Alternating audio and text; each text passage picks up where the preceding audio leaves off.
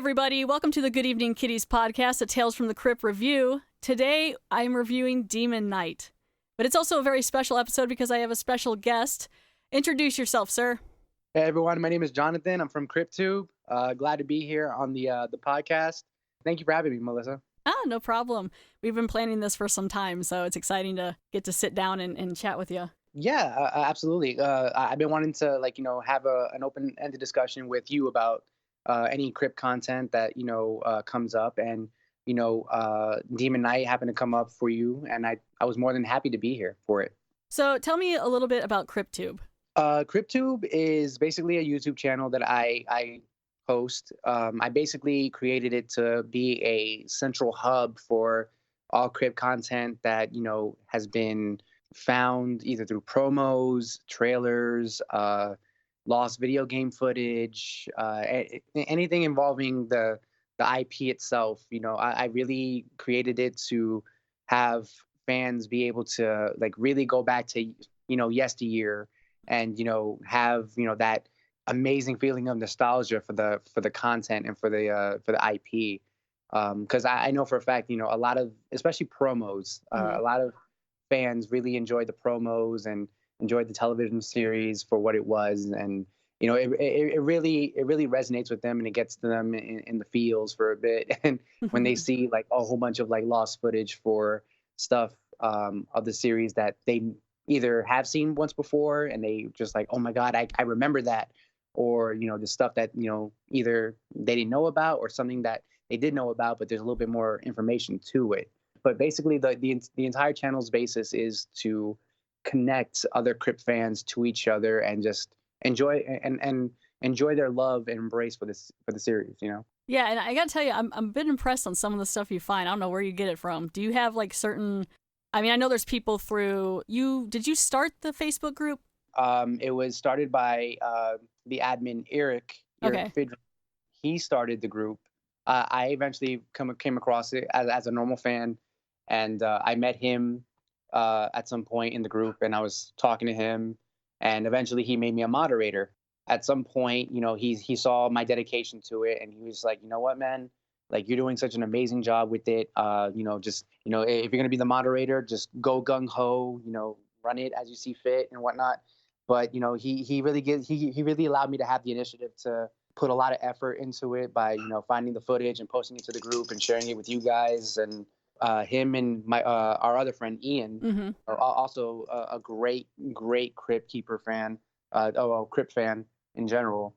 He used to host an old website on GeoCities. I don't know if you remember that old web host site back in the early 2000s, but he used to have a great fan page back in the early 2000s for Tales from the Crypt. And it's because of fans like them, fans like you, who allowed me to keep the Facebook group going. Oh yeah, it's a great group. Yeah, I've been there. I think probably before I started the podcast, and yes. I met a lot of neat people, and it's grown quite a bit since I've been in it. So yeah, we're always getting new members joining and subscribing to the channel or subscribing to the Facebook group, and it's great because a lot of people have a passion for the series, and they also want to. All I hear is screaming about revival. When are we gonna get a reboot? When is Tales from the Crypt coming back? And then that has to be the central focus of the entire IP. Yeah. Do you want it to come back? A large part of me says yes. A large part of me says no. And I know how that doesn't seem to make sense, but I want it to come back in the same essence that it originally came out in. Exactly. Yeah. However, I know for a fact times have changed when it comes to the content that comes out in society, and more than likely, it's probably going to be different than as opposed to the format that we once originally had it. It could be a success. It might not be, but there's a whole bunch of undertones and factors that might factor. That might factor into how it could be a success or a failure overall. Yeah, I mean, I heard it was M. Night Shyamalan who was gonna take it over when it was originally gonna come back. Yeah. M. Night Shyamalan had TNT pretty much above him, helping him to try to make this happen. Wait, the channel, the TV channel? Yes, TNT. Yeah, see, that's the problem right there. Sorry, I don't mean to cut you off. It's just, for one, one of the things I love so much about Tales from the Crypt is that it's got so many different directors and actors, and everyone is different. Yes. Because of that. So if it was just all M. Night Shyamalan, don't get me wrong, I love his twists, but I just think it would be too linear. And then the fact that it's on TNT and not something like HBO or Showtime or something that could maybe be a little more risque or out there. Yeah, HBO had virtually no limitations, really. I mean, Yeah. when it came to some of the content that you saw on the series and whatnot, like, you know, because they were a premium cable channel and whatnot, they were able to push the limits with what they can what they can show. TNT, you know, they have to answer to the FCC, you know, Yeah. for their content and whatnot for the most part. When you really think about it, the way they put out information regarding the revival, they were talking about like, oh, TNT is they're accepting like fan fiction stories from fans, you know, as to what tales they, you know, they could put out in episodes and whatnot. That sounds like a great thing, but like when it comes to what they originally structured, the format was that it was going to be like a 10 episode 10 episode season for 1 hour of one straight storyline. And like how do you make that work if you're accepting storylines from fans, you know? Yeah. Unless they could find some way to combine them all, but that just seems like a lot of work that wouldn't maybe pay off. In a way, like, so like for example, there'd be one central thesis for the overall season, and like for some reason they somehow connect to each other, and we all notice that at some point. Similar to like maybe how the new Twilight Zone series kind of does in a way. Mhm. Like they all have some kind of connecting link amongst the episodes in the season, but not really. My concern was that are these tales even correlating or resembling what the EC Comics did, you know, back in the 50s? Yeah. But the original series did. And in essence, like I wasn't sure until I saw some more concrete evidence. And then I don't know if you know this, but do you remember those leaked promos from TNT that got put out? No, I don't think I saw those. Okay, so there was a I forget what the term for it is, but it was basically like a concept trailer or a concept clip of what the new series was going to be like in a way. So you see like an old man janitor like mopping a dark corridor hallway type deal, and then he has his headphones in and he starts to notice this banging on a door in the hallway that he's mopping. And then eventually the banging, like you see someone banging their head against the window, and eventually it breaks and cracks. Then he's like staring, he's like, oh my God, what the hell happened? No one's there. And then all of a sudden you see like this ghoul pop up in front of him, and the screen goes black, but then you hear the Crypt Keepers laugh, like John Cassier's Crypt Keeper laugh. Mhm. A lot of people don't know this, but that clip was actually discovered by me, sent it over to Bloody Disgusting, and that's when that clip went viral. And how did you find it? There's a video web posting site similar to YouTube called Vimeo. Oh, okay. And you know how I look for promos, right? So on Vimeo, I was looking for Tales from the Crypt promos, and somehow that one clip was leaked on that web posting site. Okay. From what I was told was that video clip was not meant to be publicized. It was meant to be private, but whoever posted it didn't click private, and I came across it. And the person, I won't say his name. I'm not at liberty to say his name, but the person who was show running that clip and that revival, he was like, oh, so you're the guy who leaked it. But essentially, when I heard the Crypt Keepers laugh, I was pretty much I was on my toes, because I initially thought that if I heard John Cassier's Crypt Keeper laugh, then perhaps the news that we heard about John Cassier not being brought back was somewhat false, and maybe they got Cassier to be a part of it. See, that was a part too that I didn't care for. I was like, well, we're not going to have a Crypt Keeper. Like, John Cassier's not going to be a part of it. We have all these other anthology shows and things that are coming up anyway. You got the Creep Show remake thing or whatever that's came up. That's pretty good. Have you seen some of those? Yes. I am very much enjoying the new Creep Show series. Yeah, a couple of those were really creepy. The one with the little head in the dollhouse. Oh my God! I was like, oh no. And just goes to show, like, you know, Creep Show wasn't even an anthology series. It was just a anthology film. Yeah, and then you got the Scary Stories to Tell in the Dark. I think they're doing that too. Now they got that one out. And then I thought they were bringing back Are You Afraid of the Dark? Oh, they did. I think it was a short film or something. Yeah, so there's a lot of things coming out and stuff too. It's not like we necessarily need it.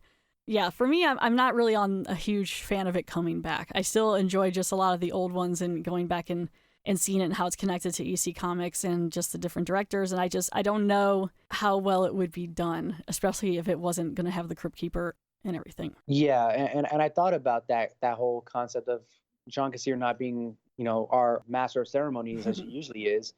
And, like I always try to figure out how would they make that work. And they talked about there being a brand new Crypt Keeper, and he was going to be like somewhat human and like similar to like what you would see in the Amicus film. He's basically, he almost looks like the Grim Reaper in a way. Oh, okay, yeah. In the first one, Tales Yeah, from the Crypt. Yeah. And I think someone, I don't know exactly who the person was, but they made some kind of fan-made trailer of what the TNT concept might have looked like. That's what it seemed like to me when I first watched it. I get what they were trying to do, but I didn't really buy into it. Mm-hmm. It was a great concept trailer. Kind of seeing where they were going with it. If you don't have the original Crypt Keeper, which I'm gonna go, when I say original Crypt Keeper, I'm talking about John Kassir. Yeah. I just don't think it can. I don't think it could work. But you never know. It might not, but it could. Have you ever met Mr. Kassir? I have not had the opportunity to meet Mr. Kassir. Me neither. He seems like a pretty cool dude. Yeah, so down to earth. Yeah. I do get a chance to talk to him every so often about the IP or CryptTube or just the fans in general. And he's blessed me with a fan video talking to me about like my deployment. He's blessed me with the opportunity to make a small intro video for the PC game video that I made. Nice. So like to me, I think he's a godsend. The guy is he's very in tune with his fans. Like Yeah, he's helped me out a little bit on Twitter too. Like he's pretty open to just everyone just loving the history of it and being involved even after all this time. Because yeah, it's been 30 years now, I think, since it ended this year. Yes. Yeah. It's been a while. Yeah, it's still, I still find lots of people who are into it, or I'll see things, like on Twitter, I'll look up Tales from the Crypt stuff, and there's so many comments of people like, oh my gosh, I remember this episode scared me so bad when I was a kid, or I couldn't even watch The Crypt Keeper, and, and all that stuff. I was one of them. Trust me, I know. Yeah, I was too. It was like, as soon as I got past him, I could watch the episode, but then I was like, he's coming back at the end, I gotta see it again. Like, yeah, like, I remember when I was a kid, like, it was actually, remember I told you about Ian's website back in the day? It was actually that website that kind of like allowed me to tiptoe, like basically dip my toe in the cold water a little bit when it came to the property. Because like when I was a kid, like my brother and sister used to torment me with the Crypt Keeper, the laugh and like just like sneaking me downstairs saying, "Oh John, we got a present for you," and all of a sudden they close my eyes, and all of a sudden when the Crypt Keeper pops up, they're like, "Surprise!" and I used siblings. Yeah, siblings. That's how you get raised nowadays. But but eventually that fear pretty much translated into a straight up love and passion for the series. Like I never thought I would get so devoted to learning so much about the series and just about the property in general. Like aside from the series, like the comics, the films, there's such a rich history regarding EC Comics and William Gaines and the Senate committee hearings. Mm-hmm. Like you would never think how much of an impact that property had on it, like in history. Like that comic book, that EC horror genre is the reason why we have a comic book code in the first place. As soon as those first few years passed by after the EC Comics fiasco, like then we had the Amicus films, and then we had the TV series. The TV series pushed the limits with what can be broadcasted on network television. And then they got syndicated, and then they were on Fox, Sci-Fi, a whole bunch of different other channels, and like it still has an impact to this day. Well, yeah, and you can find most of the episodes usually on YouTube too. They may not always have the Crypt Keeper intro, but you'll find them on there. Yeah, absolutely. Because you have fans who want to put the content up there for other fans to enjoy still, and some of them obviously because Warner Brothers is gonna hit them with copyright infringement policies and whatnot. Have you read any of the EC comics, like Tales from the Crypt comics? Oh yes, I have. Okay. Some of them are really hard to find. I'm talking about like the original hard print issues. In which case, if I can't find the hard print issue like in person, I'll look it up online and read it through online means. But yeah, I definitely read the EC comics for sure.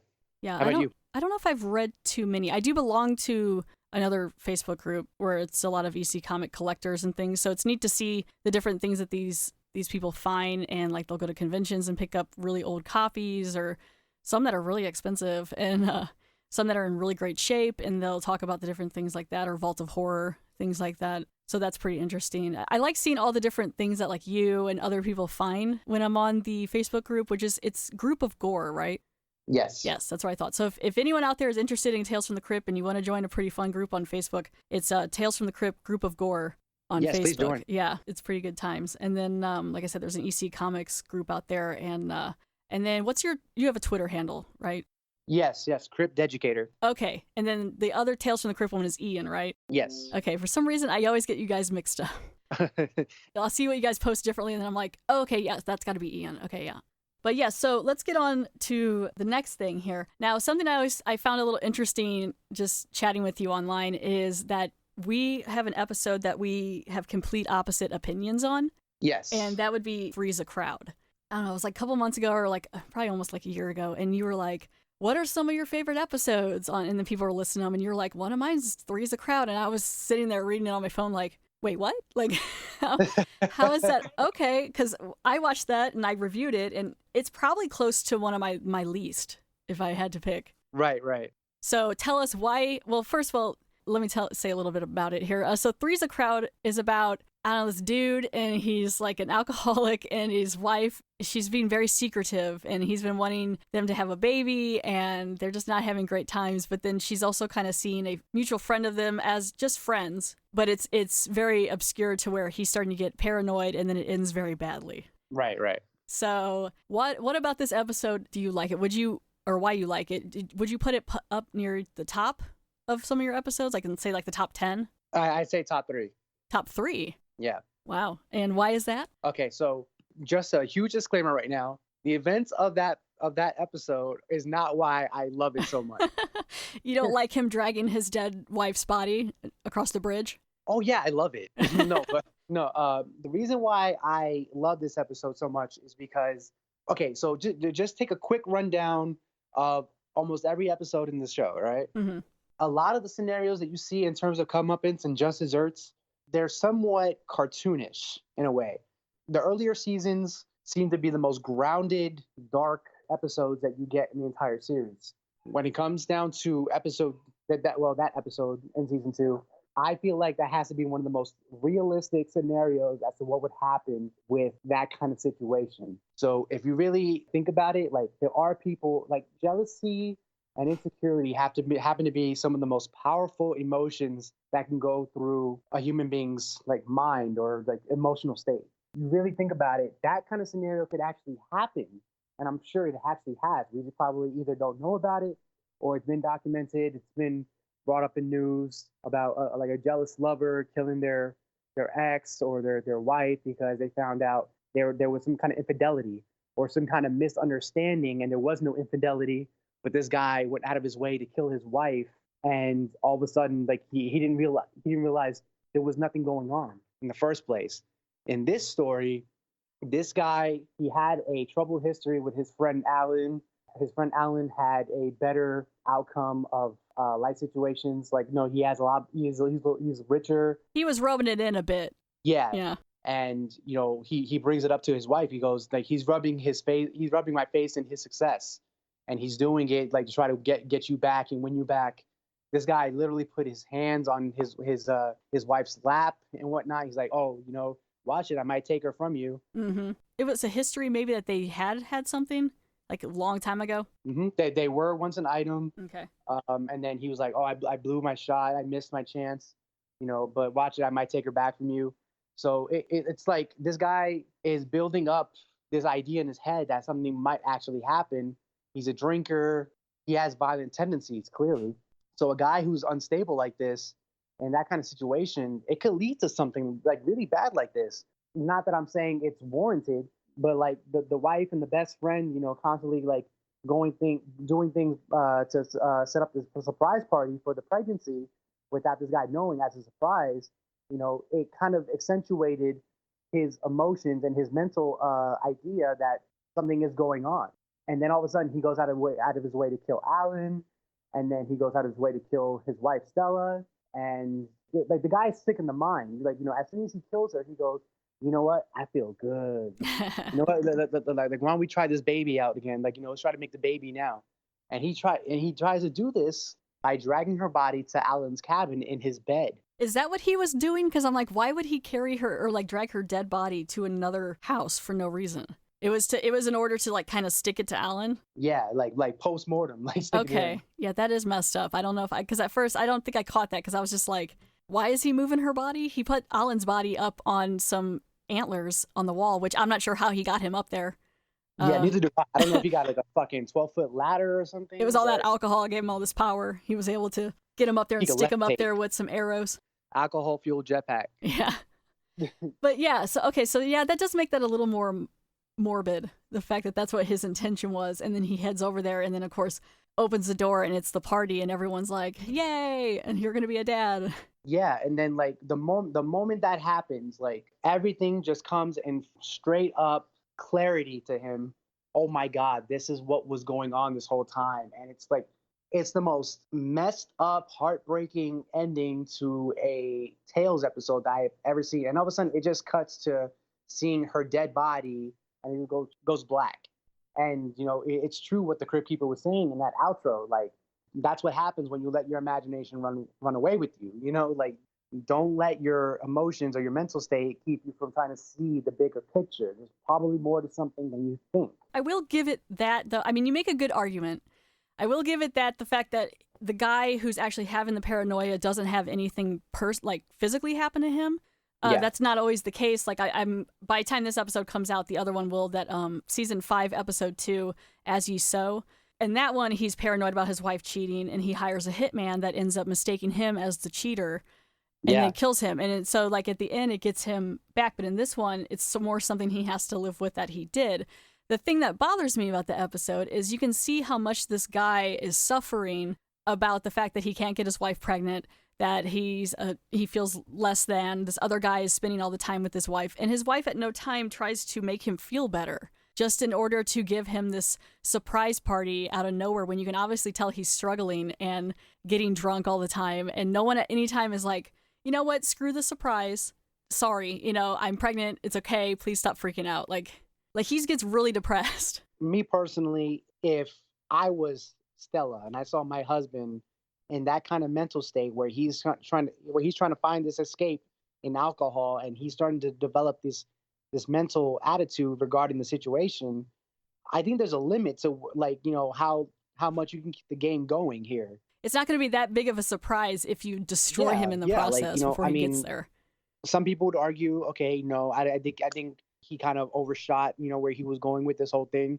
He was going overboard. He was drunk, and he did what he did because it's his fault. Yeah, that's a straight up argument there, and that's true, because it didn't need to go that far, not at all.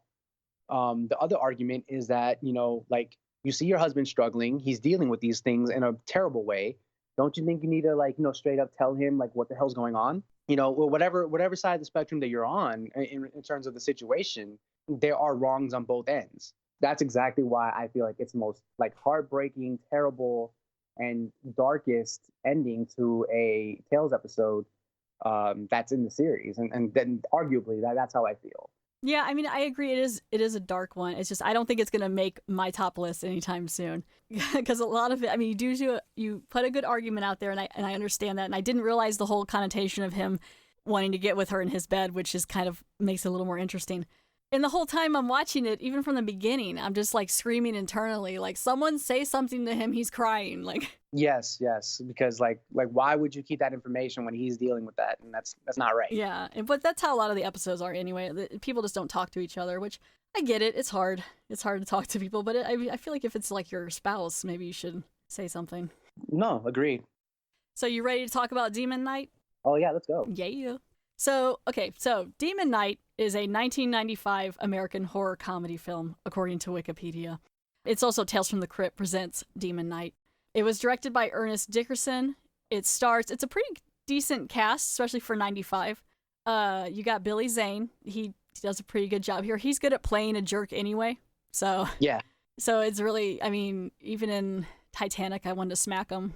And then you got William Sadler, who is a return to the Tales from the Crypt genre thing. He was in the first episode, season 1, episode 1, The Man Who Was Death. Mm-hmm. And then you got Jada Pinkett Smith, Brenda Back, CCH Pounder, Thomas Hayden Church, Dick Miller, all these different people in there that come together for this movie. It was a feature-length film that did pretty well in the box office, considering it didn't make everything back. I think the budget was $12 million, and it made $21.1 million. Oh yeah, it made bank. Yeah, so I mean, it did pretty good. William Sadler. Do you remember The Assassin? The episode? Yeah, the basically the transgendered secret agent. No, I don't. It's been a while since I've seen some of the later seasons. Gotcha. So, in that episode, William Sadler is actually playing Death, his original role of Death from Bill and Ted. Oh, okay. Bill Sadler has, he loves Tales so much that he doesn't mind coming back for cameos. Like, he was Death in that episode.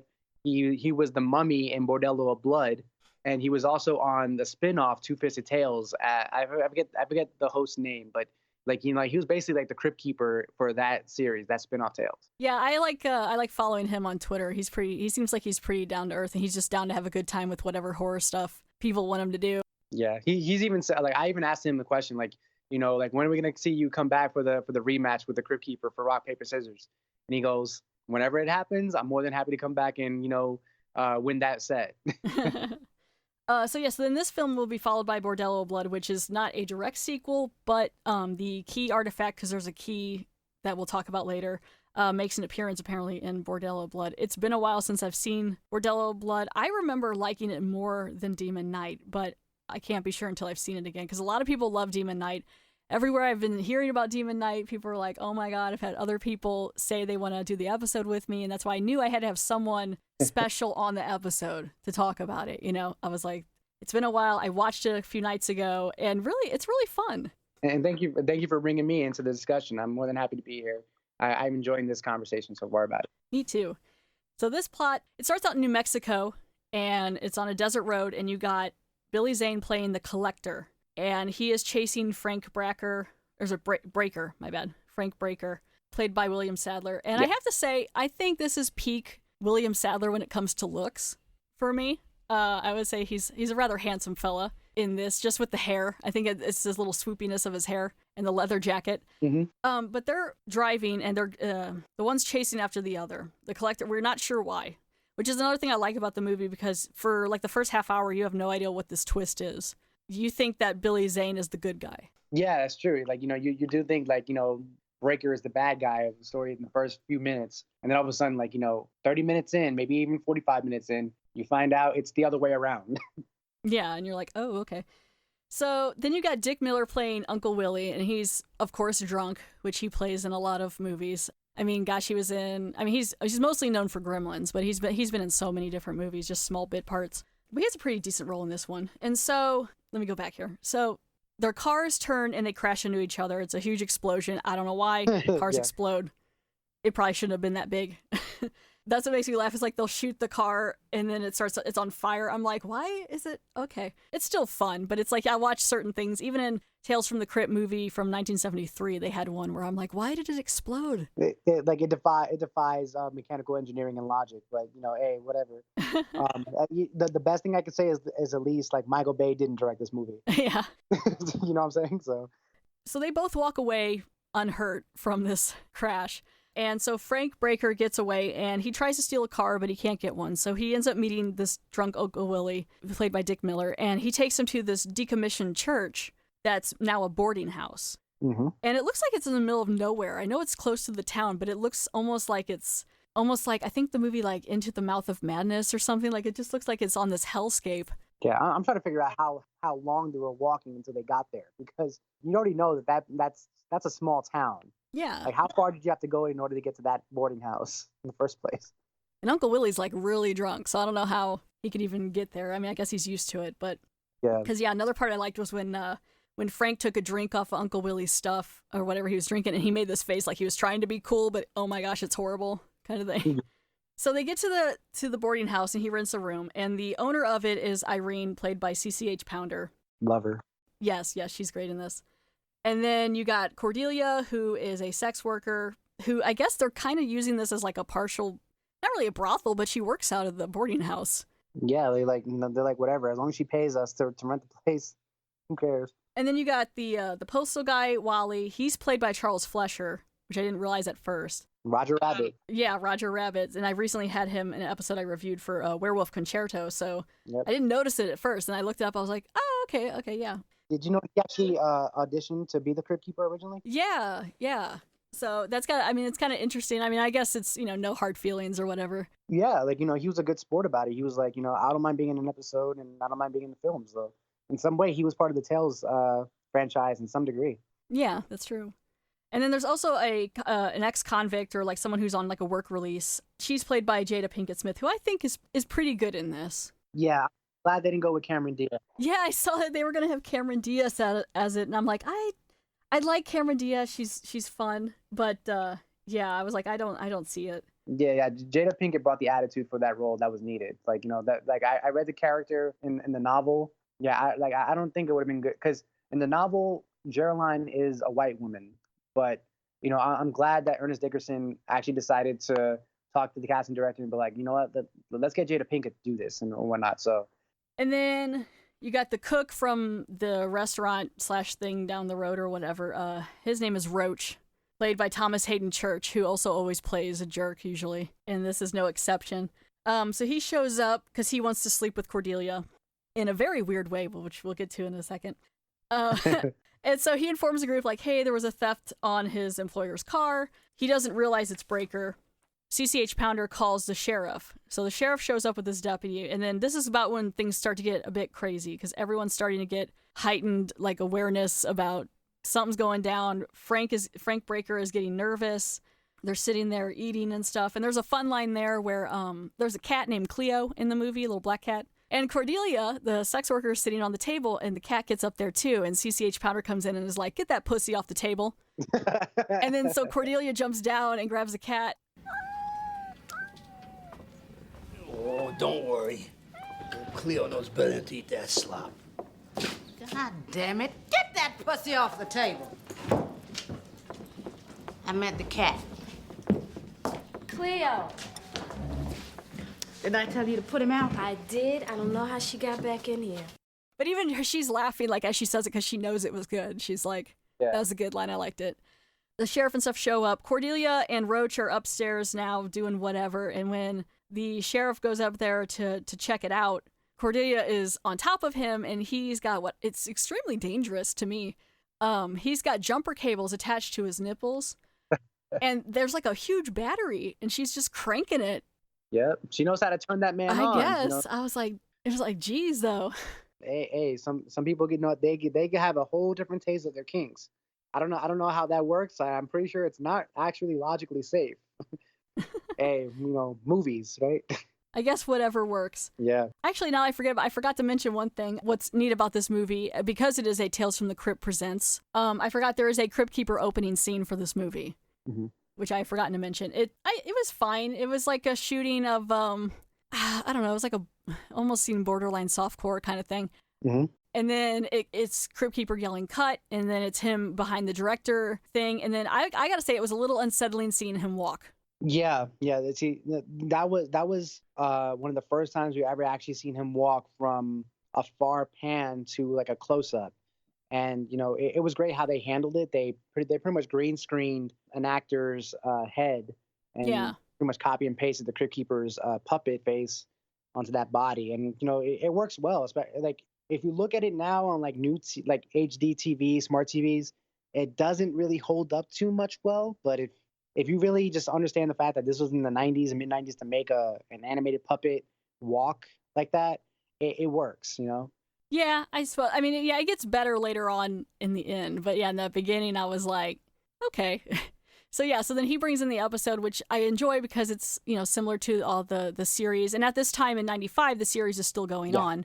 So, I mean, they're just really like getting into it. And I think it works really well. I like it. Cut! What the hell are you doing?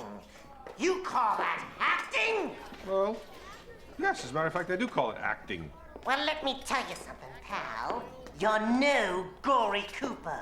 You ain't even a Robert Redford. Another take like that, and it'll be back to bit parts for you, and I won't say what bits I'm talking about.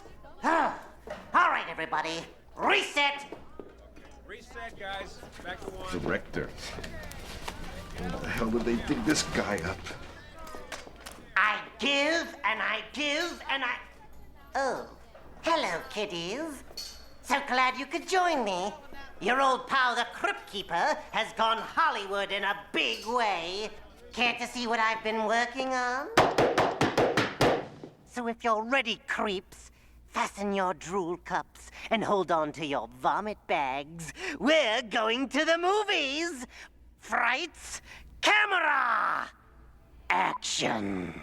There's one thing I do not like about that intro. What? They cut out a lot of that intro. Oh, did they? Oh yeah, there is a lot more to that intro than what we saw. Like Universal cut out, like I'd say about an extra minute of footage for that Crypt Keeper intro that we don't see. What else happens in it? Do you know?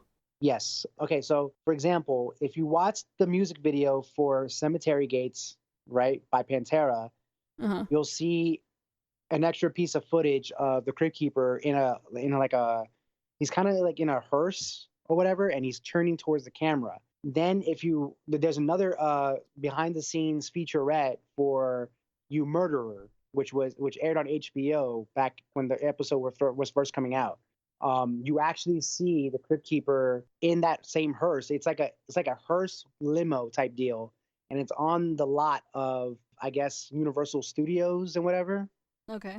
And it's driving from one end of the camera to another, and you see him laughing in it. The Demon Knight trailer, for example, also shows him as the Crypt Terminator, you know? And these three scenes were actually a part of an extended intro sequence that was not shown, and it wasn't even inserted into the Blu-ray feature that we got by Scream Factory, which is a shame too, because that was a huge miss. But I even have pictures of the animated screen boards of I forget what the actual term is, but it's like an animated screen board of how that entire scene was supposed to play out. You see the Crypt Terminator, you see him in a hearse talking to the folks who are watching, and there's a lot more to that scene than what we got in the actual film. But it was tied into him directing a movie? Yes. Okay. Is that out there where you can see it? Yeah. Well, I mean, I don't have the entire thing edited together. But Yeah. Do you have the cards? Yes, I have the cards, and I also have the actual footage that I was just detailing about. Okay. Okay, cool. There's so many things to check out. I don't know how you find all this stuff. It's just like if you look up Obsession in the dictionary, you find my picture. Like Obsession. that's pretty much it. Well, that's good then, I guess. To a degree, right? It's not. Hey, if your wife's cool with it, I guess it don't matter, right? Yeah, surprisingly, she's embraced the obsession. But yeah, I'm actually looking at the video right now with the screenshots on my CryptTube channel. It's actually on CryptTube. All right, awesome. Yeah, I'll have to go check that out. Definitely. So yeah, so now back to the movie here. So Sheriff Tupper and his deputy Bob, of course, Deputy Bob, encounter the collector at the crash site, and he just, of course, he walks off scot-free. They're both not hurt really at all. They're like, no, you got to come with us. And of course, Billy Zane does it well in this because he plays his character really cocky, manipulative, but like kind of comical. It reminded me a little bit of Beetlejuice. Yeah. The way that he kind of just flips out all the time. And so he's basically trying to convince these guys it's fine. We had airbags. The airbags are really good. That's why we're still here. And so they take him with him back to this boarding house. So now the collector's there. So Breaker's like, oh crap. So then that's when the deputy goes up to check on Cordelia and Roach, and they're going at it. Out of the whole thing he saw of watching them do that or interrupting them, he takes back the what are they called? You put him on the battery. Not the terminals, jumper cables. Yes, thank you. I said them earlier. I don't know why I couldn't think of it. But for some reason, he thought it was interesting or important to confiscate those. I guess because they can't do it anymore. I don't know. Yeah. So he takes those, and he's coming down and telling the other cop what's going on. Why they have everyone down there. They learn that Breaker has this artifact and that he's lying about who he is. He says his last name is Smith because that's going to work. Yeah, Smith. Yeah, even CCH Pounder's like, uh-huh. So they find out he has this artifact. It's this key, and I think it looks pretty cool. I think it looks heavy. Oh yeah, I love the design of the key. It looks really good. Yeah, it's just like this golden base, and it's got this circle, and inside of it is blood. I mean, that you don't know yet, but that's what's in it. Mm-hmm. So then the cop finds out that both cars were stolen, that were crashed. So he arrests both Breaker and the collector. So this is when the shit kind of hits the fan, which I enjoy because it's just everything's been just kind of fun and laid back. instead of Breaker trying to be like, no, this guy is bad, which he knows is not going to work because of the reasons why, Right. the Collector just gets really frustrated and punches the cop in the face, into his mouth and out the back of his head. Knuckle sandwich. It's really neat looking, like the way they do it. It's just out of nowhere, and everyone's like, "Oh my gosh!" And like his hand is just—he can't. The Collector can't get his hand out of the head. Yeah, like he So he has really like shoved his hand through that man's neck, and like he couldn't even get like it was permanent, almost like permanently glued itself to his wrist. Yeah, and then he's like almost irritated, just like, I can't get this head off. So he has to like rip his head off and then drop it down, and everyone's freaking out. That's another reason why Breaker couldn't say anything, because he's like, what is he gonna say? Oh, this guy is not human. Yeah. What's going on? I mean, like if you see someone punching through someone's face, like all the way back to the back of their head, I mean, I don't think you need any explanation. This guy is not human. So he kills Tupper, and leaves Deputy Bob by himself, and punches through his skull. And so Breaker uses the key artifact to draw the Collector back outside. So Billy Zane's outside the place now. And then what you can do with this key is you can open it up and pour a couple drops of blood onto like entranceways, and it blocks off and seals like a protection seal around the door where they can't get in. Right. So now Breaker's running around just doing that, like sealing up all the little areas. So this part definitely reminded me of Beetlejuice, because like the Collector gets out there and he's stomping around and he's all mad. He's like, oh, come on, guys, you know. Fuck this cowboy shit! You fucking ho dunk, po dunk, well then there, motherfuckers! All you have to do is give me the goddamn key! And we could get on with our lives. All right, this property is hereby condemned. And this is when he opens he's standing outside and they're all watching through like the windows. He just like opens up his hands and it's got, his blood is really green and slimy, and apparently it's made from glow sticks that they just disassembled. So it's real bright. So basically he basically jizzes onto the ground with his hand. He's just throwing it. Hand jizz everywhere. Yes, hand jizz everywhere, all over the ground. You're like, okay. At first you're like, maybe he's just like marking his territory. No, he makes demon babies or whatever. So they come out of the ground and they look great. I like them a lot. Todd Masters, that worked right there. Mm-hmm. Yes, they look fantastic. They're creepy and gooey. Like the first they have to form into what they're going to be, so they're all like slimy. Yep. And everything. And what I liked is even in death, the demons have to wear earrings to be fashionable. Yeah, right. And they have like these big earrings on. I'm like, well, maybe those are the lady ones. I don't know. I can't tell. Oh yeah, they were definitely set up for like the '90s style of that was set in that time period and whatnot. You know. Yeah, and they got these like creepy tails that almost make them walk like they're like velociraptors or something. Yeah, like you know, some of them were even like they had their arms like compressed. It wasn't even like as if they were extended to the point where like it looked like normal anatomy for like a former human who got converted into a demon. Yeah. Some of them were compressed and some of them actually had like regular arms, but you know, it's just crazy how some of them, like you said, they look like raptors. And then they also have like these green glowing eyes similar to the blood. So that's important too. So like I said, Breaker uses the blood to kind of protect the building. He tells the group, who are all scared, that they have to wait out the night. If they can make it through the night, this can pass. So the Collector is psychic. He's basically, for me, I keep calling him like Satan or the devil, which I don't think he may not be that powerful, but he's basically like the catalyst of the end of days. Yeah. It's just a fight against good and evil. Breaker preventing the Collector from destroying the whole world by having this key. Now the Collector's like, well, how do I get in there? The demons can't get in there. Everything's protected. So he's got to use his psychic powers to try to get to someone. And people are supposed to stay away from the windows, but they don't. They really should. So now Cordelia's looking out the window. Mm-hmm. And so he starts like mind talking to her, like all the stuff he could offer her and how beautiful she is. Poor Cordelia. Seems downright criminal to treat such a pretty girl that way. Did I say pretty? I meant beautiful. 'Cause you are beautiful, Cordelia. Inside and out. Maybe nobody here can see it, but I sure can. I understand you. I know what you want. I know what you need. Guys like Roach, they think just 'cause they're paying for it that they can treat you like shit. You spend the same money on dinner and a movie, they can call you girlfriend instead of whore. Whore. What a horrible word that is to use on someone who's really just a sad girl who's looking for love. She's like, cool. And then one thing that bothers me is like Roach, like Thomas Hayden Church's character, he's such a jerk in it, in the fact that it's taken people forever to get on Frank Breaker's side. Yeah. Like, it seems like even halfway through, they're all like, this is crazy, right? I don't trust you. I'm like, there are people getting punched in the face, through their face, and demons, and you're still like not sure to follow this guy. I'd be like, whatever you want me to do, I'll do it if it's going to prevent the end of the world. Yeah, the way his attitude was is like, clearly they're here for you. I'm not gonna risk my life for you. So how about you just give yourself up? That way we can move on with the rest of our lives. But what this guy doesn't understand is that he's gonna fucking die anyway. Yeah. He's gonna fucking die anyway. So it doesn't matter.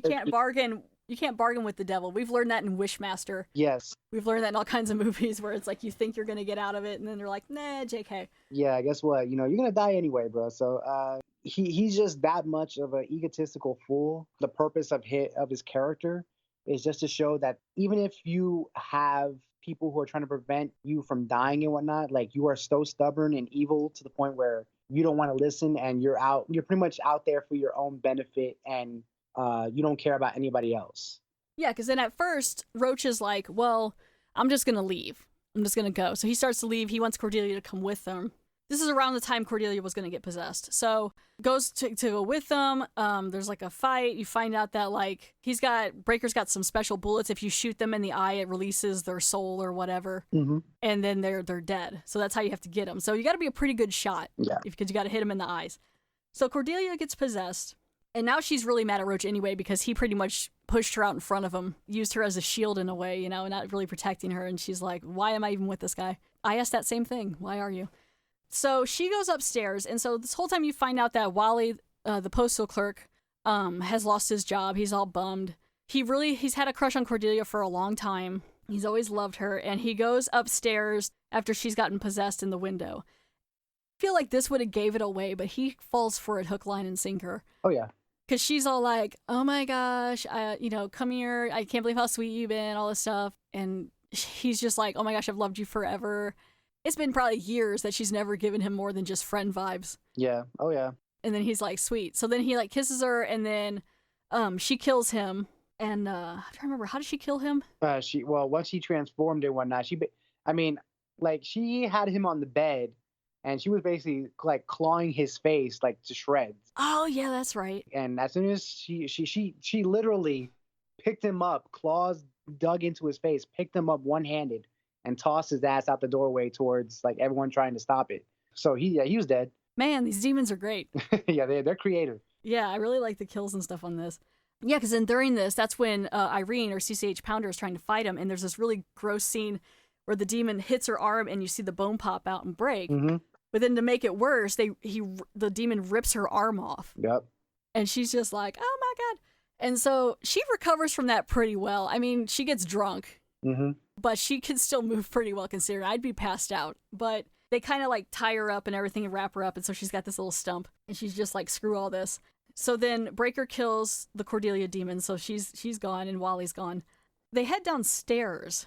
I guess just to recover from the incident, and you know that's when CCH Pounder was getting alcohol in her system and getting the blood to clot up and whatnot, and just pretty much talk about what the situation is going on and what the hell's going to happen now. So they get down there and they find that there's like like a gap coming through, or like a breeze, and there's an old mine tunnel under the building, which I'd forgotten about this when I was watching it. I was like, oh yeah. So Roach takes a sledgehammer and starts, hitting the hole in there and stuff. And that's where they find this boy, Danny, from the beginning. I think his parents owned the restaurant. Yeah, and that his dad's car was the car that was trying to get stolen or whatever from Frank. So he's just hiding there, all curled up, and they're like, oh, why are you hiding there? What's up? And then these demons come flying out, like some of the townspeople. So I guess they're all possessed. So I guess you could almost assume that everyone in the town is possessed. Well, hey, it's a small town, so like we don't. If you were to look up the novelization, like it'll tell you that it's like, if I recall, it's about 100 people in that town. Okay. But in the film, they don't really disclose that. But yeah, it's a small town. Yeah, I kind of got that because it seems like everyone knows everyone. Yeah, it's definitely one of those kind of towns where people know of, like the novelization like says that Cordelia, right? She's a teacher, right? But on the side, like she basically gave up teaching to be a prostitute, and like everyone knows about the fact that she was a teacher and she gave up to be a prostitute. So that pretty much tells you like how small this town is. That everyone knows that. And that you could even make money off of that if it's that small of a town. Hey, I guess if it's that good, you still gonna have customers. I don't know. That's Just Roach is basically keeping her alive. probably yeah. The money. Yeah. Not everyone will hook a battery to you. Yeah, right. Yeah, probably. So Danny's freaked out, and Danny was cool. I liked him. He's just he's like 12. He's got like long blonde hair, kind of quiet. But his parents are dead from the demons and things like that. So they get driven back into the church, and they seal that little area that they had broken with the sledgehammer, which I found interesting that this blood can seal just about anything. Mm-hmm. Because even when they're on the staircase and there's really no full frame, they're able to seal the staircase. Yeah. Mm-hmm. And I'm like, all right, well, apparently you can seal all the things. So they go back in there, and now everyone from the boarding house is like, what is going on? This is when they're all up on the staircase. They've sealed off the staircase, and he's sitting there, and like there's demons following them, and some of them have gotten into the house, because you can't shoot the bullets at the door, or like wherever it's sealed. It breaks it. Yep. So that's how it gets broken, and a couple demons are like running around. And so they're all sitting on top of the staircase, which I kind of like this scene. They're all hanging out. Everyone's suffering. They got the kid. And everyone's like, what's going on? So Breaker tells the story, and it's a deep one. It's basically a power that's passed down. You have to fight this collector forever to help prevent the end of the world. He's been doing it since 1917. It was passed down to him in World War I. So that, and everyone's like, well, that would make you so. And he's like, yeah, I know. I'm the same age I've been for like 80 years. Mm-hmm. So he was in the trenches there, World War I. I guess they were fighting demons there too, it looked like. Mm-hmm.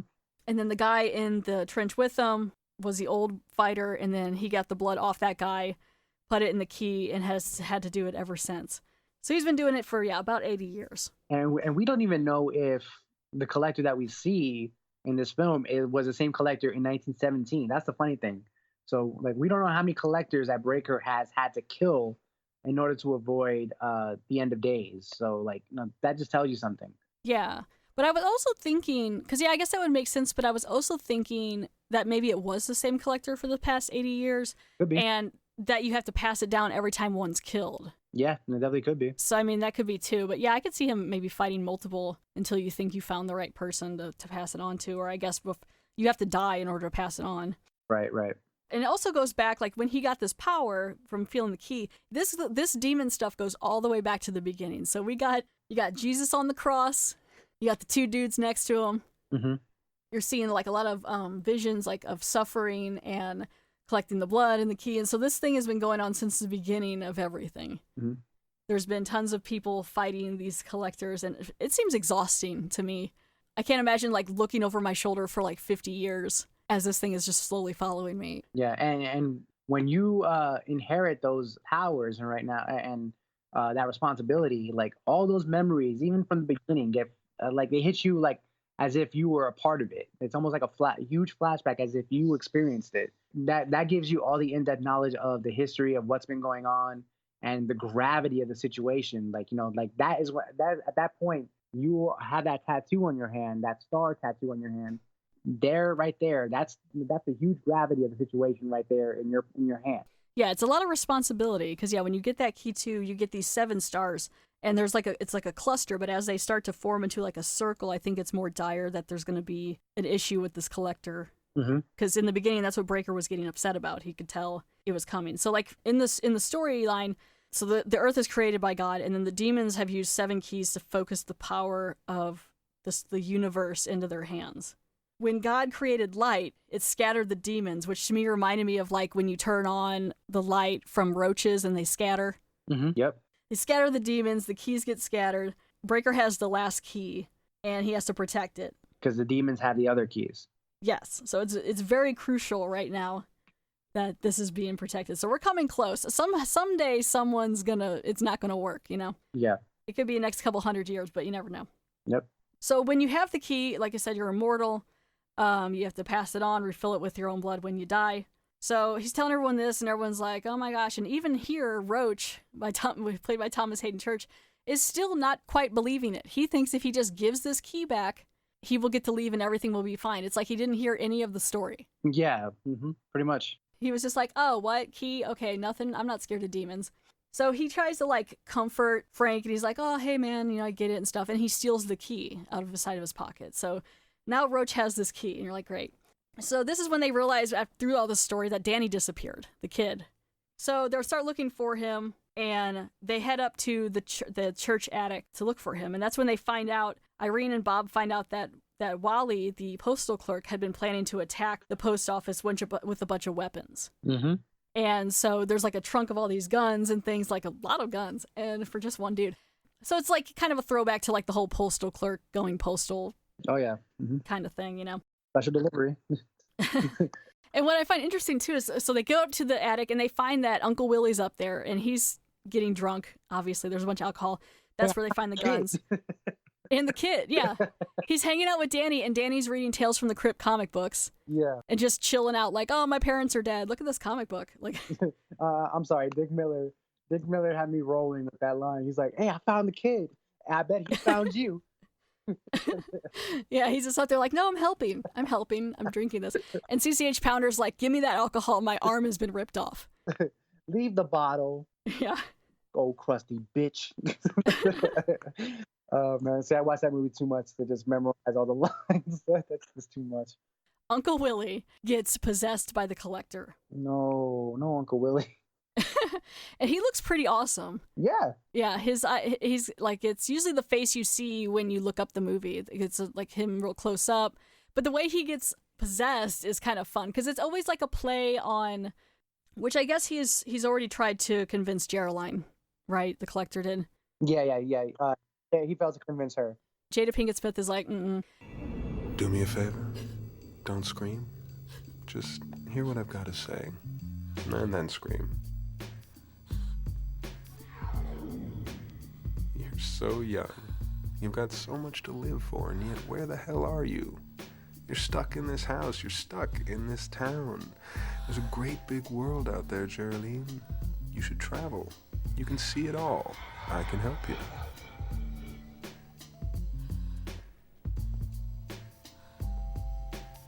You want Paris, Rome, Athens, you got it. Of course, if you don't help me, well, that's a whole other picture.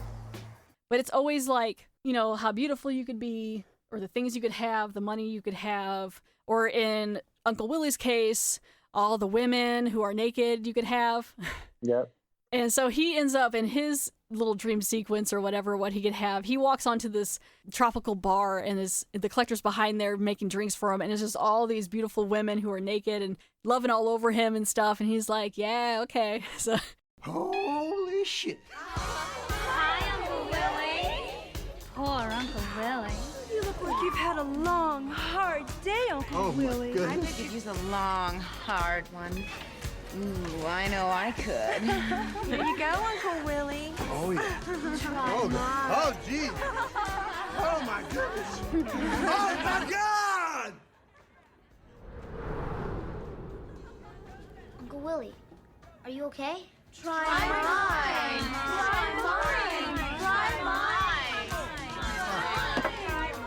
Suck this one down, Uncle Willie. Long, hard one. Nothing gets you fucked up faster. Am I right, girls? Am I right?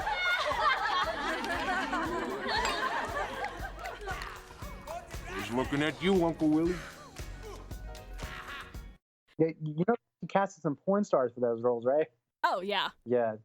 Chasey Lane Yeah. being one of them. Yeah. Who? Chasey Lane. Who's that? Yeah, Chasey Lane was like one of the most go-to porn stars in the 90s. Like she was popular. She was like the what's that one that a lot of people fucking watch nowadays? Oh God, the one that got beat up, but by that MMA fighter. Oh, I don't know. But anyway, regardless, irrelevant. The fact is, like, she was like the mainstream 90s porn star actress of that era. So. Because I think even the chick in the beginning side movie was from something too. The name of that current day porn star, Christy Mack. Okay. Yeah, that was the name I was thinking of. But yeah, like they definitely casted a couple of porn stars for that role. That was crazy too. I didn't even think about that until I saw some of the names in the cast list. I was like, Casey Lane. It's like, oh shit, okay.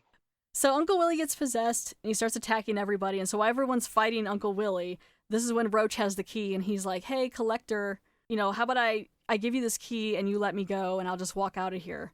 And he's like, all right, that sounds cool. So he gives him the key and he like puts it in this like soft suitcase that's like going to protect it. He puts it in there. He's like, cool. I want that suitcase. Yeah. So Roach starts walking down the staircase past these demons who are not touching him. He's just like, cool. So then the Collector's like, oh, hey. And he's like, what? He's like, I lied. And then all the demons just come in and rip him apart. Mm-hmm. And you're like, oh, yeah. You don't feel bad for that, dude. Not one bit. No. I'm trying to think how Breaker gets the key back. Because they're fighting. Because if he had the key, wouldn't that mean it's over? Yeah. So basically what the Collector had to do is, like, he has the key in his possession, but he has to kill Breaker to succeed in the mission. While he's fishing for people, once they actually get up to the second balcony, he's like, hello, anybody here to play? Anybody out there to come to play? And all of a sudden he goes, hello. And all of a sudden that's when Breaker shoots an arrow at the Collector's eye. And, love that scene. Yeah, and all of a sudden he's like, or not. And then he falls all the way down and the suitcase with the key in it is still on the second balcony. He recovers it. Okay. Yeah. Because I think I was too busy laughing at that scene. I like how he's just like, okay, guys, and then the bow and arrow right into his eye. Great shot. Right into his eye, and he's just like, or not, and falls back down. And then the next time you see him, he's got sunglasses on. Yeah, and that was such a great shot of them putting the camera on like the arrow or whatever, however they shot, like in the perspective of the arrow, going straight towards his eye. It was so close of a shot towards the eye, and I was like, that was a great shot. And so Willie's dead. Breaker gets the key back. There's also a scene where he tries to tempt Irene by presenting her arm to her. Yeah. Which I thought was real funny. And right away, she does the best thing. She lifts her nub, and he's like, what? And she's like, I'm giving you the finger with my nub. I'll get back to you. Yeah, he's immediately like, this isn't going to work. Because he's got her arm like on a platter of like garnishes, just like, would you like your arm back? And so she's just like, go to hell. Hey, like, do we have a deal? No, that's giving you the finger, asshole. I'll get back to you. So then also, Irene then and Bob sacrifice themselves to stop the minions coming up the staircase.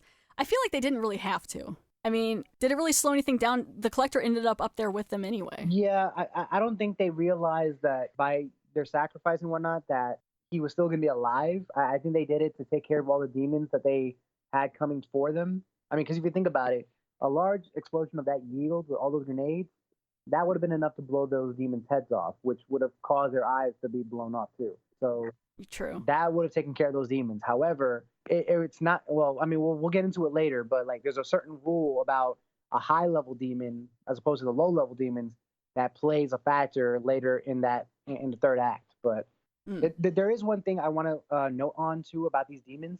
Sure. If you go back to Uncle Willie's transformation, right, when he started choking out Breaker, it's crazy how they try to manipulate those who are not affected, right? So if you remember, as Geraldine's trying to threaten Uncle Willie to put Breaker down, he turns around and he's normal again. Mm-hmm. And he's like, Geraldine, you wouldn't hurt your own Uncle Willie now, would you, baby? And all of a sudden she starts lowering the knife because she's like, oh my God, like, it's still him. And he backslaps her to the wall. If you really think about it, like, this is how people can get manipulated by the demons, because it's almost like you once think that they're still there and there's a way to save them, but there really isn't. Yeah, they're already gone. There's no way but to just kill them. Yeah, which sucks too, because that plays on emotions and feelings of those who are close to you. Yeah, I feel like he was probably some sort of father figure to her. Yeah. So I mean that was a really good scene too, and I'm trying to think the part too, because then so Irene and Bob, Irene finds like 8 grenades hooked onto like a vest thing. And so she goes downstairs to help Bob, the deputy, fight them. And he sees what she's got, and he's like, cool, we'll just go down together. So they pull all of the grenades and explode. So then everyone's stuck up in the attic. Danny gets brainwashed, which is kind of cool because some of the scenes are like playing out in the comic book that you can see like what the monster's going to turn into. And Danny's demon is pretty creepy. Yeah. They went all out for Demon Danny.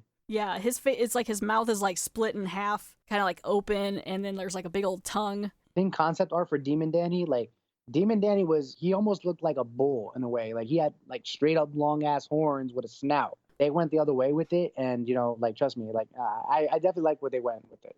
Yeah, I think it was really, really cool. And then like tying it to the comic as it was playing out was neat. Yeah, that was a great touch too. Danny's all possessed, and he kills Breaker, but not like completely. Like he's mortally wounded. So he's up against the wall, like all bleeding and stuff. So then Geraldine kills Danny. So Danny's dead. So Breaker's all dying, and that's when you find out that Geraldine's kind of like the chosen one.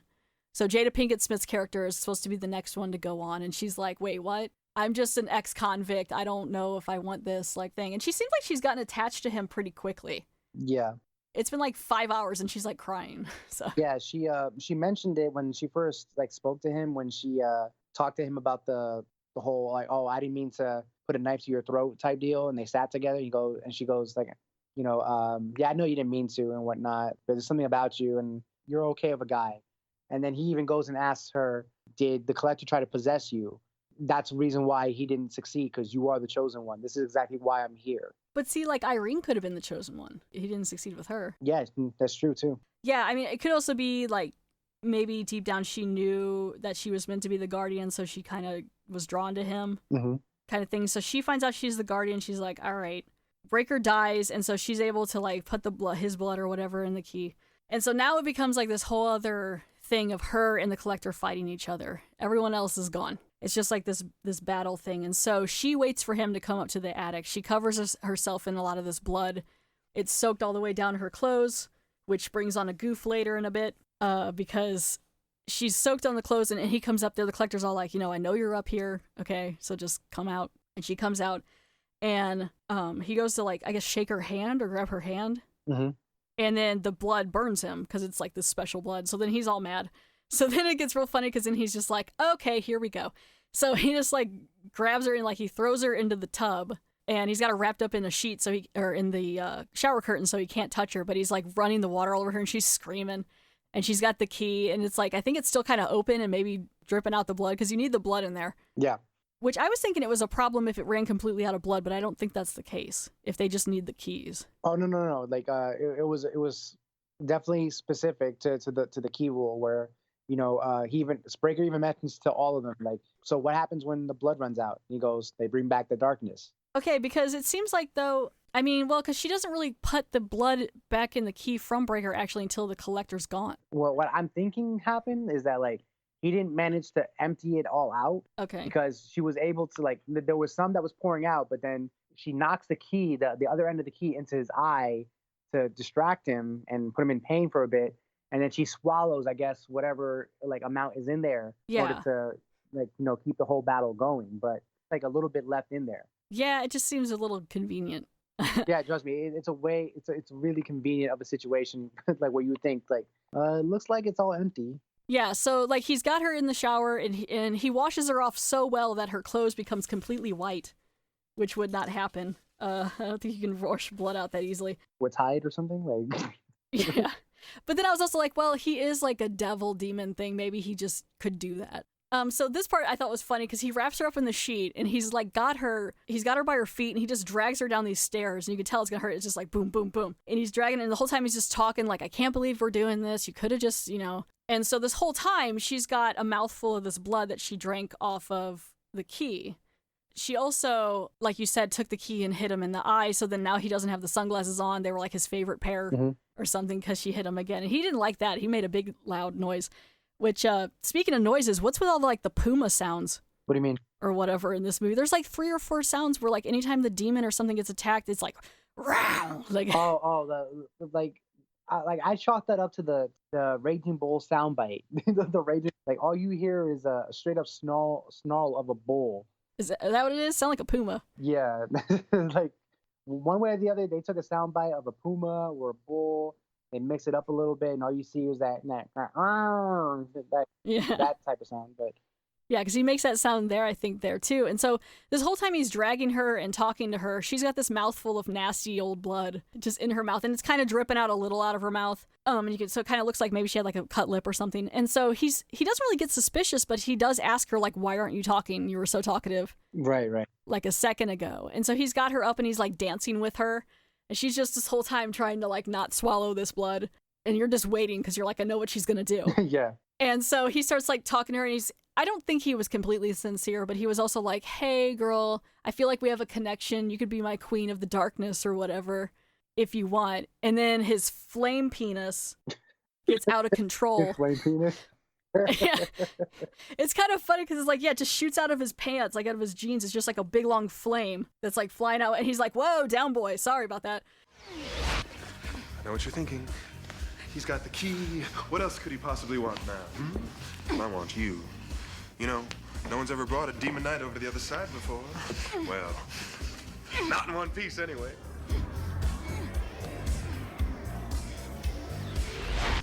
Honey, you'd be the first. There'd be a period of adjustment, of course. I'm very easy to live with. I'm clean, I don't drink much, and I know my folks are gonna love you. I notice you're not saying anything. Is that because you're thinking of something to say? What the hell is there to think about? There was a time when a coy silence was appreciated in a woman. Well, this is not one of those times. And you're really starting to piss me off. Down, boy. I'm sorry. I'm really sorry. I didn't mean to get angry. Geraldine, I'm gonna say something to you I haven't said to anyone. Geraldine, I you. Geraldine,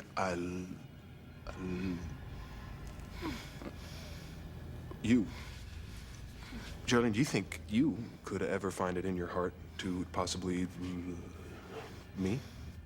So they're dancing and all this stuff, and so she confronts him and stuff. And so eventually, I'm waiting, like I'm watching, I'm like, I know what's gonna happen.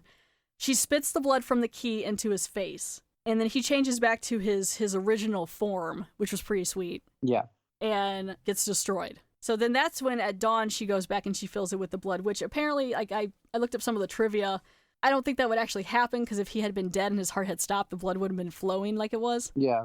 But, oh well. Fills it up. She fills it up with Breaker's blood, and she's like, cool, I guess this is me now. So she takes the cat, and it shoots to her like she's got the key around her neck like a necklace, and she's like, here I go. I guess I gotta continually move. It shows her the next day boarding a bus, and she seals the door behind her as she gets on the bus, which I'm like, the demon could already be on the bus, but all right. And so then it starts driving down the road, and it's the best, because then like it stops to pick up another guy, and it's a completely different guy. And played by Mark David Kennerly, and he looks at the bus, and he's standing there with his hat and his own briefcase thing, and he's like, I'll get the next one. And nah, I'm good. He declines to get on there. He's like, I got this. And then so you're like, okay, well, that's him, because he's dressed identically to the other collector and has that same suitcase. And so she sees that he's a collector, so now she knows what he looks like, because she looks out the window. And then the butt drives on, and I'm guessing like he starts following her on foot. Does he have to travel normally to catch up with her? Is that like part of the penance or whatever of it, or the challenge? And that's another detail that was not disclosed. I actually have not gotten that far in the novelization yet to kind of comment on that one. However, he is a demon, right? So like there are other ways and avenues I'm sure he can travel. I mean, like we saw what the original collector looked like in his original demon form. He had wings.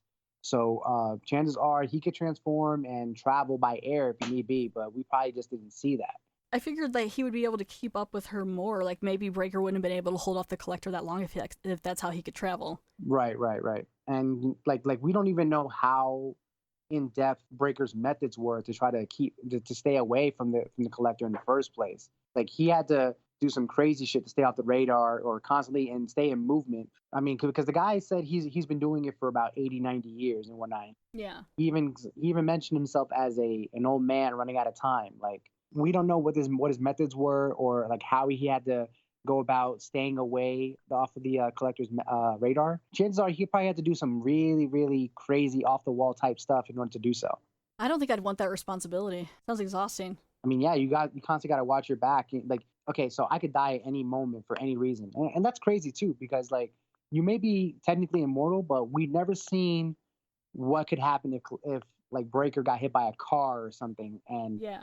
say for example, if you die that way, like is it over? That's a rule that's not even established. Like we don't even see what could happen to Breaker if he's killed by non-demon means. And you still have to eat and sleep and all that. I don't think this collector has to do that. No, not at all. It doesn't either eat, sleep, or nothing. Yeah, I mean the only thing we've seen the collector do is drink a cup of water. Yeah, so then the new collector is following the bus on foot, and then he whistles the theme song from Tales from the Crypt. That's cute. Yeah. So, and then it pans over to like this graveyard thing, and there's this little red carnation. A hand comes out and it gets plucked up, and it gets pulled down through the grave. And apparently, on its way down, you can see it says something about Jimmy Hoffa. Yeah. Or something, according to the trivia here. That's his grave apparently. And it gets drawn down, and then you got the Crypt Keeper down there. And I love Scarnations. You'll be happy to know, kiddies, that Geraldine lived happily ever after. In fact, I even got a ghost card from her. She's traveling the world and having a fabulous time. As for me, I'm afraid I've got to hurry. Tonight's our big screamier.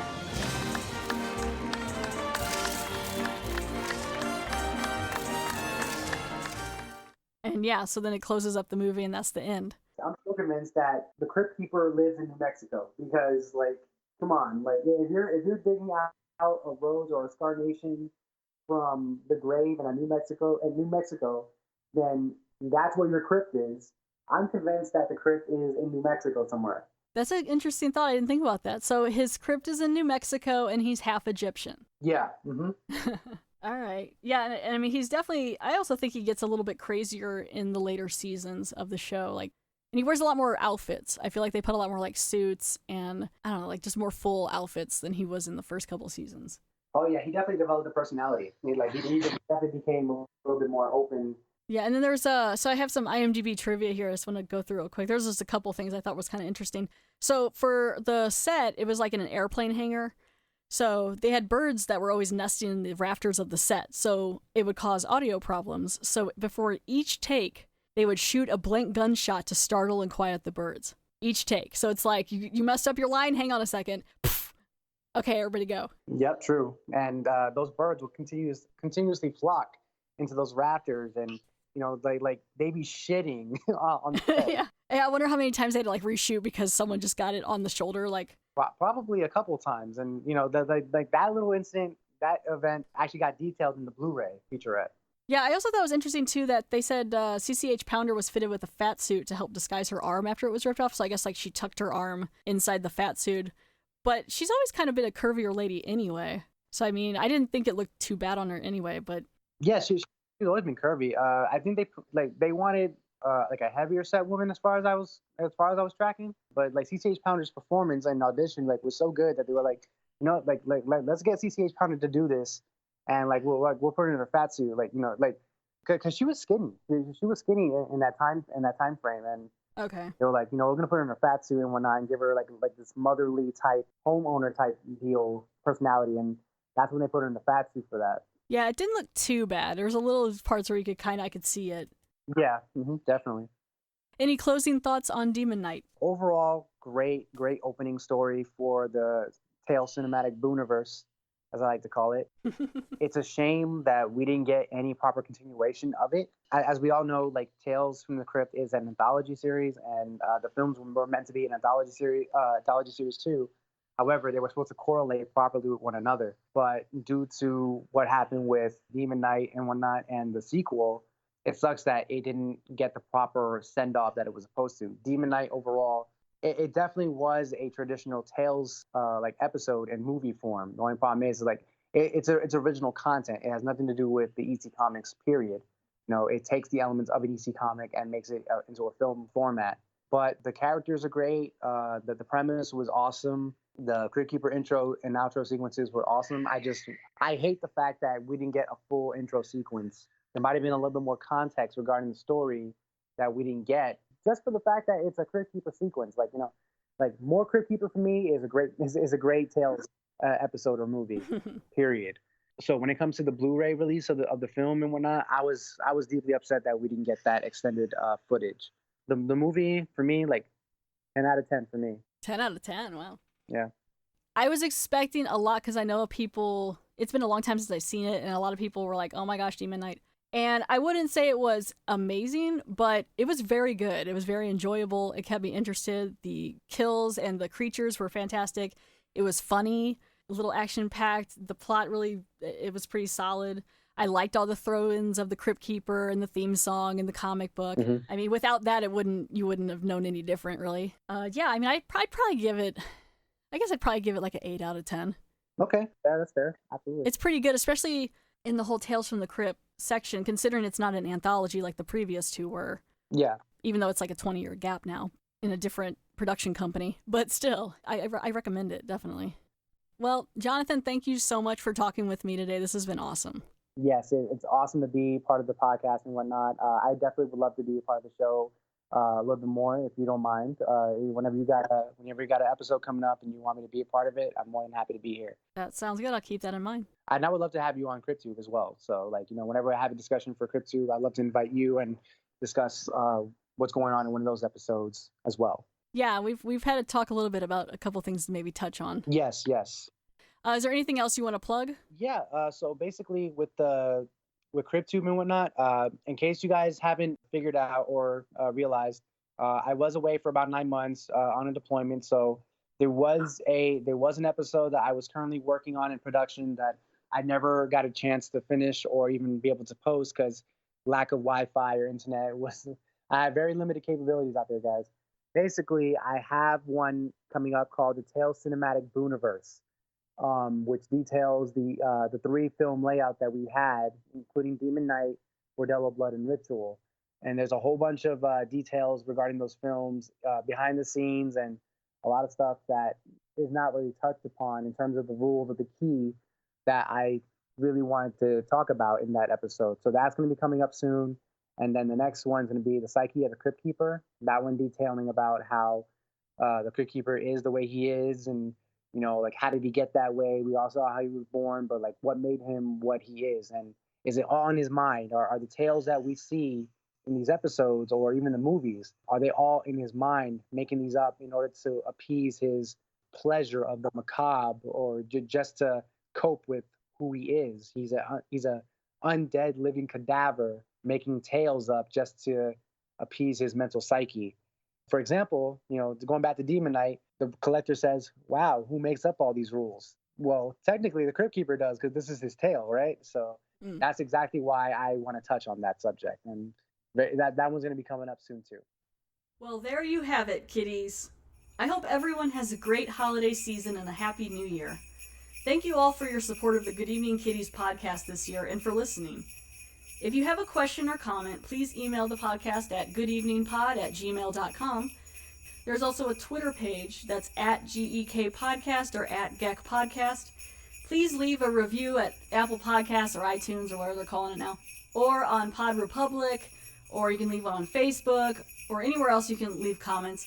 You can check out episodes and movie reviews on Spotify, Stitcher, Podbean, Podbay, Apple Podcasts, pretty much anywhere podcasts are found. Again, thank you so much, and I hope you have a very scary Christmas.